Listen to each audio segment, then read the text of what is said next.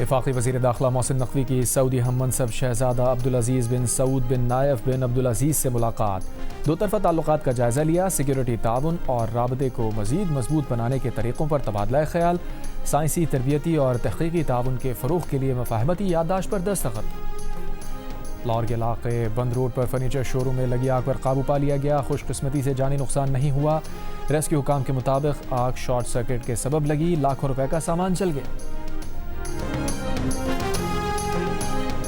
خیبر پختونخوا میں تیز بارشوں اور سیلاب سے تباہی، سوات کی جھیل سیف اللہ میں سیاحوں سے بھری کشتی ڈوب گئی، 7 افراد جاں بحق، لاشیں نکال لی گئیں، جھیل میں ڈوبے 2 افراد کو ریسکیو کر لیا گیا، جاں بحق سیاحوں کا تعلق ایک ہی خاندان سے ہے۔ اٹک میں بارش کے باعث حادثات، 2 سگے بھائیوں سمیت 3 افراد جان سے گئے، 5 افراد زخمی، پاڑا چنار میں کچا مکان گرنے سے ماں بیٹا جاں بحق ہوئے، اپردیر میں مدرسے کے قریب آسمانی بجلی گرنے اور بھگدڑ سے 28 بچیاں زخمی ہو گئیں۔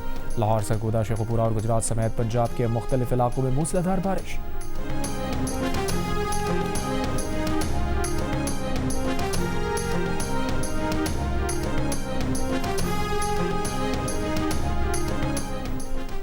امریکی صدر ڈونلڈ ٹرمپ کا ایران کے ساتھ مذاکرات اچھے طریقے سے آگے بڑھنے کا دعویٰ، کہا ایران کے ساتھ بہت اچھی ملاقاتیں ہو رہی ہیں، معاملات خوش اسلوبی سے آگے بڑھ رہے ہیں، خطے میں امن کے لیے کوششیں جاری ہیں، اسٹاک مارکیٹ اوپر جا رہی ہے، تیل کی قیمتوں میں کمی آ رہی ہے، سبھی کو فائدہ ہو رہا ہے۔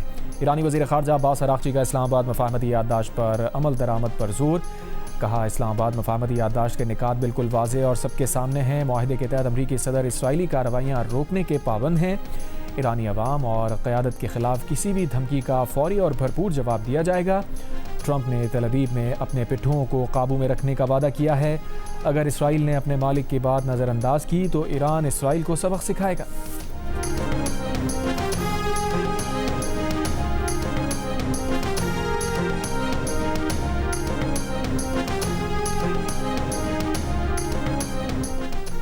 ایران کے نائب وزیر خارجہ کاظم غریب آبادی کا کہنا ہے کہ دوحہ میں ایرانی وفد کی قطری اور پاکستانی ثالثوں سے بات چیت اختتام پذیر ہو گئی۔ امریکا ایران مفاہمتی یادداشت کی خلاف ورزیوں اور ان پر بات چیت کے لیے مواصلاتی چینل قائم کرنے پر اتفاق ہوا۔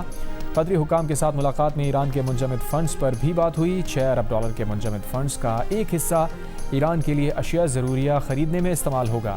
امیر قطر شیخ تمیم بن حمد سے امریکی نمائندوں اسٹیو وٹکاف اور جیرڈ کشنر کی ملاقات۔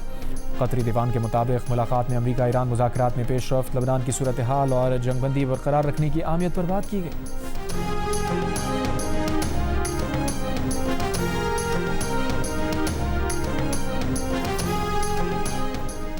امریکی بحریہ کا سی ہاک ہیلی کاپٹر بحیرہ عرب میں گر کر تباہ ہو گیا۔ امریکی سینٹکام کا کہنا ہے کہ بحیرہ عرب میں ہنگامی لینڈنگ کے دوران ہیلی کاپٹر کے عملے کے لاپتہ اہلکار کی تلاش جاری ہے۔ عملے کے باقی 3 اہلکار محفوظ ہیں۔ ہیلی کاپٹر کی ہنگامی لینڈنگ کسی دشمن حملے کا نتیجہ نہیں تھی۔ ہیلی کاپٹر گرنے کی وجوہات کی تحقیقات جاری ہیں۔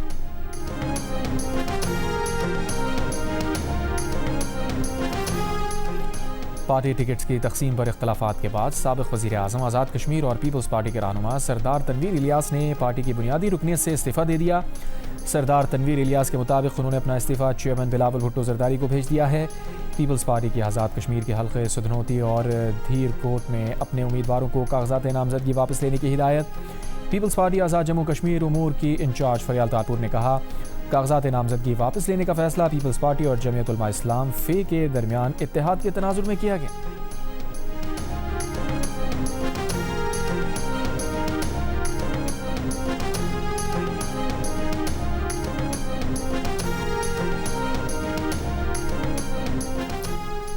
آزاد جموں کشمیر میں آئندہ انتخابات کا بگل بج چکا۔ بلاول بھٹو زرداری کی آزاد کشمیر میں انتخابات کے لیے کارکنوں کو جوش و خروش سے انتخابی مہم چلانے کی ہدایت۔ آزاد کشمیر میں انتخابات اور سیاسی صورتحال پر اسلام آباد میں اجلاس کے دوران کہا، پیپلز پارٹی الیکشن میں کامیابی حاصل کر کے ترقی اور خوشحالی کا سفر جاری رکھے گی، گڈ گورننس، شفافیت اور ترقیاتی عمل کو مزید مؤثر بنائے گی، مسئلہ کشمیر کے حل کے لیے جدوجہد جاری رہے گی۔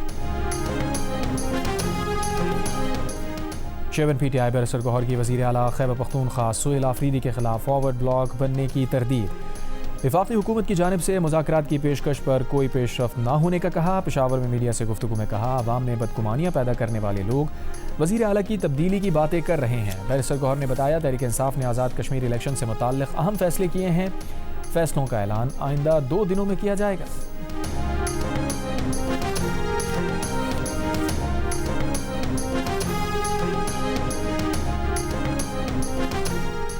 PEMRA council of complaints Lahore کا اجلاس، جیو نیوز کے خلاف 10 محرم الحرام کی نشریات میں مقدس ہستیوں کی تصویر عکاسی سے متعلق معاملے پر غور۔ کونسل نے سوال اٹھایا کہ آیا پیمرا کی جانب سے لائسنس کی معطلی اور جیو نیوز کی جانب سے پیش معافی اور اقدامات کافی ہیں یا مزید کارروائی کی ضرورت ہے؟ جیو نیوز کے ایگزیکٹو ڈائریکٹر اپنے وکلاء کے ساتھ پیش ہوئے، ادارے کی جانب سے کیے گئے اقدامات سے آگاہ کیا، لائسنس معطلی ختم کرنے کی درخواست بھی کی۔ PEMRA council of complaints Lahore کا پیمرا اتھارٹی کی جانب تجاویز جمع کرانے سے پہلے معاملے پر اسلامی نظریاتی کونسل کی جانب رائے لینے کا فیصلہ، معاملہ اسلامی نظریاتی کونسل کو ارسال، 8 جولائی تک رائے دینے کی درخواست۔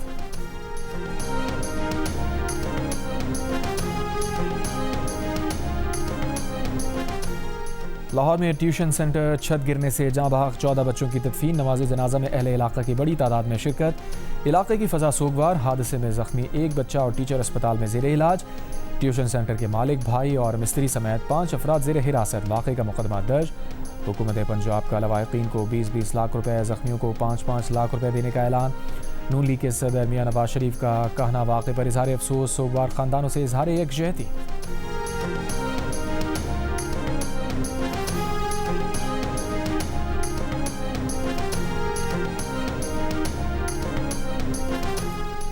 سپریم کورٹ میں ایک اور خاتون جج تعینات کرنے کا فیصلہ، chief justice Lahore high court Aalia Neelum کو سپریم کورٹ کا جج تعینات کرنے کا فیصلہ۔ تعیناتی اگلے ماہ اگست میں ہوگی۔ سپریم کورٹ کی جج جسٹس مسرت ہلالی اگلے ماہ 8 اگست کو ریٹائر ہو جائیں گی۔ جسٹس عالیہ نیلم کی سپریم کورٹ تعیناتی کے بعد لاہور ہائی کورٹ کے چیف جسٹس کے لیے جسٹس عابد عزیز شیخ، جسٹس صداقت علی خان اور جسٹس شہباز علی رضوی کے ناموں پر غور ہوگا۔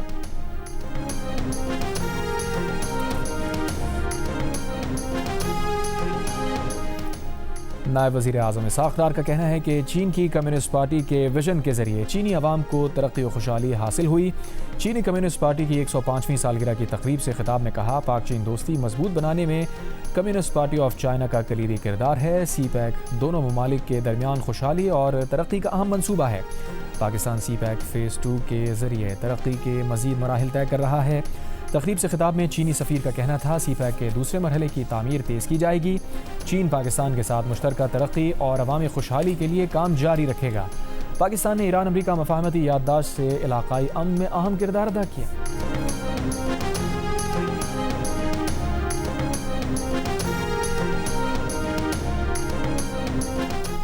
نیویارک کی امپائر اسٹیٹ بلڈنگ کے اینٹینا پر چڑھنے والے مرد و خاتون کو حراست میں لے لیا گیا۔ دونوں نے عمارت پر چڑھ کر بینر لہرایا تھا۔ تحریر تھا کہ جب محبت کی طاقت کی محبت کو ہرائے تو دنیا کو امن کا پتہ چلتا ہے۔ ماسک پہنے مرد و خاتون انفلوئنسر ہیں۔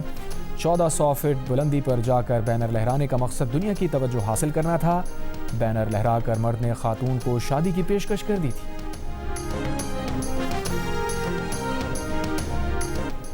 انگلینڈ کے کپتان ہیری کین کے 2 گول، انگلینڈ نے ڈی آر کانگو کو 1 کے مقابلے میں 2 گول سے ہرا کر فیفا ورلڈ کپ کے پری کوارٹر فائنل میں جگہ بنا لی۔ کانگو نے پہلے برتری حاصل کی، دوسرے ہاف میں ہیری کین نے 2 شاندار گول کر کے اپنی ٹیم کو فتح دلائی۔ سینیگال اور بیلجیم کا میچ 2-2 گول سے تاحال برابر۔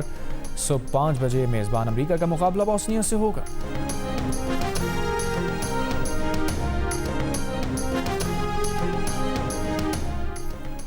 ومبلڈن ٹینس چیمپئن شپ میں نوواک جوکووچ نے سٹسیپاس کو 3 سیٹ کے مقابلے میں ہرا دیا۔ نوواک جوکووچ نے تیسرے راؤنڈ میں جگہ بنا لی۔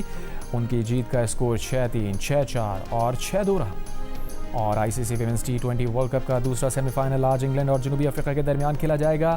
ایونٹ کا فائنل اتوار کو ہوگا۔ میچز جیو سپر اور مائیکو پر براہ راست نشر کیے جا رہے ہیں۔